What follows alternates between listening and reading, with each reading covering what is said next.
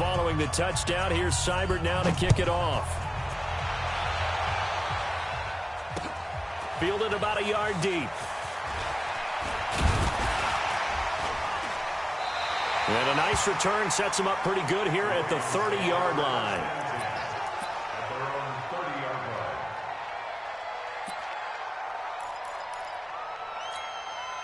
The offense back out there at the line, ready for their next drive. And this game was all square at halftime, but now they find themselves down 7 following the opening drive touchdown here in the third quarter. And they need to take a good, relaxing, deep breath, don't you think? Because right now they might start to feel like they've got to play catch-up here and start matching them point for point. But it's still too early to get there. They can still run their offense. Plenty of time to get back in this game. The loss of 3 on that first down pass play. Now 2nd and 13. Now it's Jackson. This one complete to Ingram. Call it a 1-yard gain on the play. And that's going to lead to a 3rd and 12. And we see another pitch and catch there to the running back. This position just continues to evolve. They become just as critical to the passing attack as a lot of receivers, tight ends, because their ability to make people miss in the open field can really generate big plays for an offense. Try to get one more in here before the quarter breaks. So they'll get a little extra time to come up with his 3rd down play as we've played 3 quarters. We'll return with more after this. You're watching the NFL on EA Sports. They had the catch on 2nd down, but it didn't help at all, and now they're looking at 3rd down here. Jackson from the shotgun. Flush to his right. He may try and run for this. And he'll be out of bounds, but able to get it up past the 45. Nowhere to go downfield, but he's able to get out of bounds and stop the clock here with a 1st down. How many times have we seen this late in the 4th quarter? Because you know the pass rush is getting after him, and they get upfield, get that great push, and what do they create? Space, and he takes off. Jackson. And a diving grab. I think he got that, yes.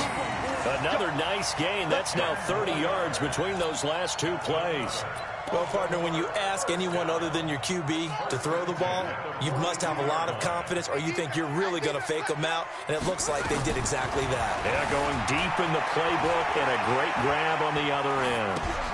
Now he's going to swing this one out to his running back. And they went the wrong way there. Losing yardage back at the 40-yard line. Well, this is how you shake the thoughts of that interception on the last drive. You come out and start this one 4 for 4. And watching him throw it around with that type of confidence reminds me of a guy I played with way back when who told me, I don't care if I throw 10 interceptions in a row. I'm going to stay confident, keep flinging it. I'll just figure there's something wrong with the football. They try to throw on 2nd down, but this one is incomplete. He was looking for Mark Ingram there, and it'll bring up 3rd down.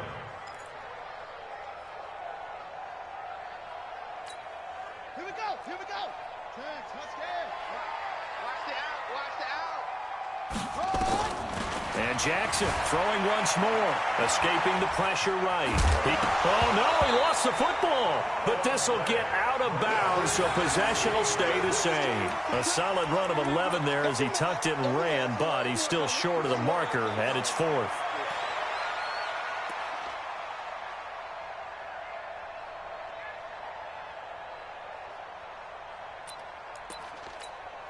One score down. Here we go.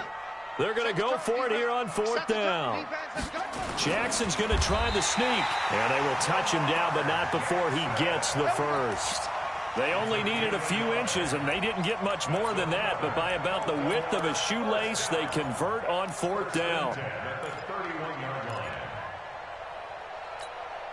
The drive continues as they search for a tying touchdown. Here's 1st and 10.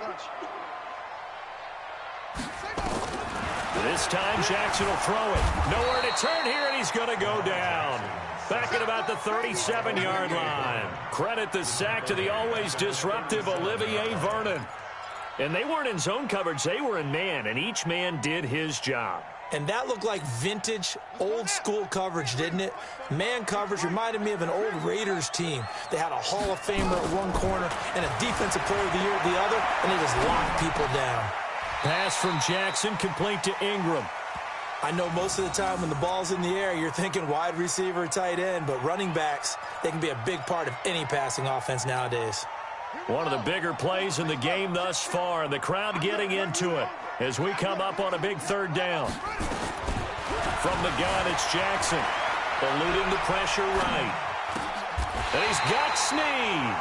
And they're going to have another first down as he's going to be tackled at the Browns 16.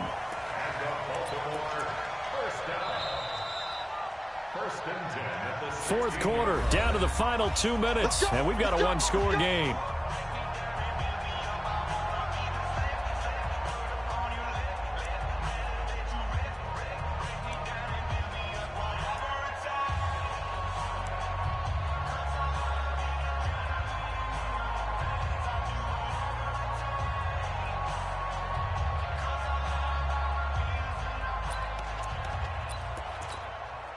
So it's Raven football here as we welcome you back.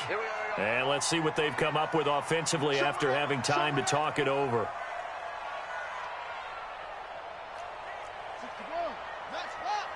Bang, bang, bang, bang, bang, bang.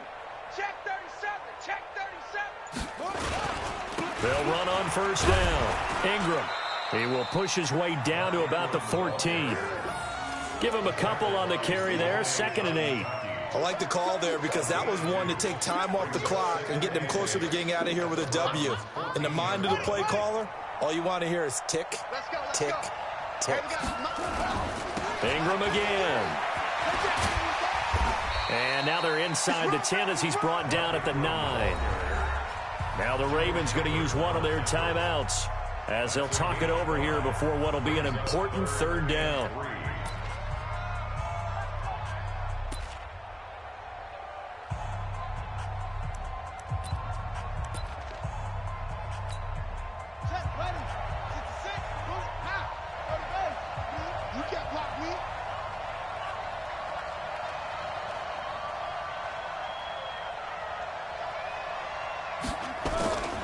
They'll try to run for the first with Ingram.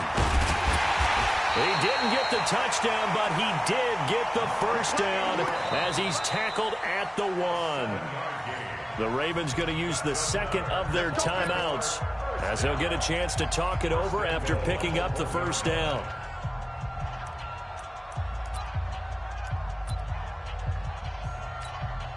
A looming decision to make on the conversion, down 7, but first things first, they need to score as they come up on 1st and goal. And they'll bring him down after just a short pickup. Only a yard on the keeper, and it'll be 2nd down. And this is why aggressive defensive coordinators love to blitz. It wreaks havoc because they end up taking their attention to the blitzers, freed up the D lineman to make the play. Jackson will keep it. And the big boys up front, they're going to stop him right at the line. Officially no gain on the sneak. Kind of a wasted play there. And now it... And yes, he's into the end zone. So they get the late score they needed. And now the extra point can tie this thing up in the final minute.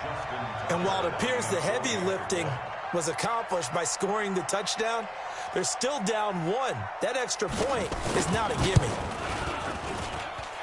Don't forget the extra point. It's up and good. And we are tied here in the 4th quarter.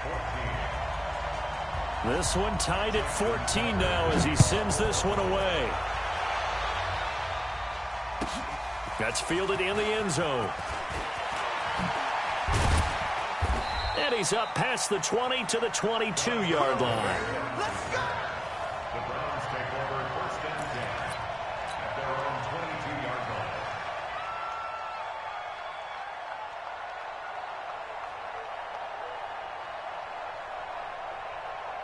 The offense now at the line, ready for their next drive. They've got work to do, but they do still have a bit of time here. And they've got to feel comfortable with that, but they have all their play sequences called. If they get out of bounds, the huddle and call another play, but if they don't, it's hurry up to the line of scrimmage and either spike it and stop the clock or continue to move it downfield in order to try and get in range and win this game. See if they can do just that. One play has them up past the 40 already, and another 1st and 10. They'll run it now out of the gun. Give him 5 on the carry there, and it'll be 2nd down. Now the Browns will use the first of their 3 timeouts as they'll stop it with a little over 30 ticks to go in the football game. They'll run again with Hilliard. It's a loss of 2, now 3rd down. That's just running the ball 101 because too much east-west, not enough north-south. Got to get upfield, don't you? They just kept stringing him out before he knew it. He had hit the sideline. Here's Mayfield. And this is going to be caught. He won the fight for the football. Now the Browns signal for the second of their timeouts as the clock will stop with 21 seconds to go in the football game. Here's Mayfield. And that is incomplete. Down to 15 seconds now. He was trying to go back to Beckham there. And that'll bring up 2nd down. So 2nd down, still 10 yards to go. Ball on the 43.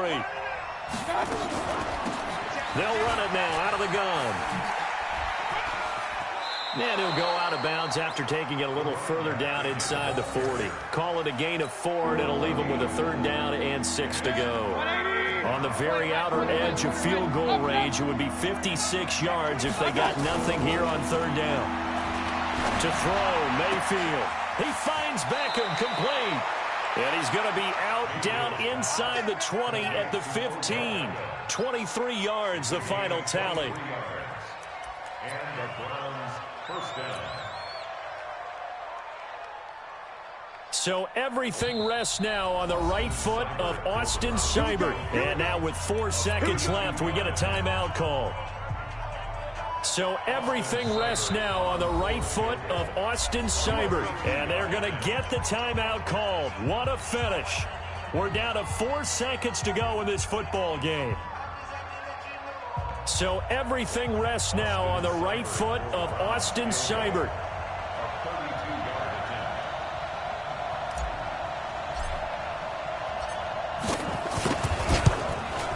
And his kick is indeed good. And it's celebration time on that sideline as they have taken the lead in the final seconds.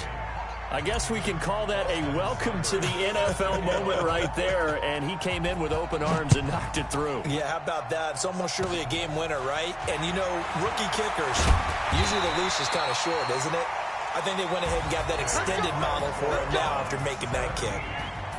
Well, this one, partner, was fun down to the very end. They got the points late, right before the whistle. Then the ensuing kickoff. They were hoping for magic on the other side, but couldn't get that spark. Fun if you won, and fun for us, because we got to watch it and call it. That magic that you were talking about didn't occur at the end, but what a game all the way through.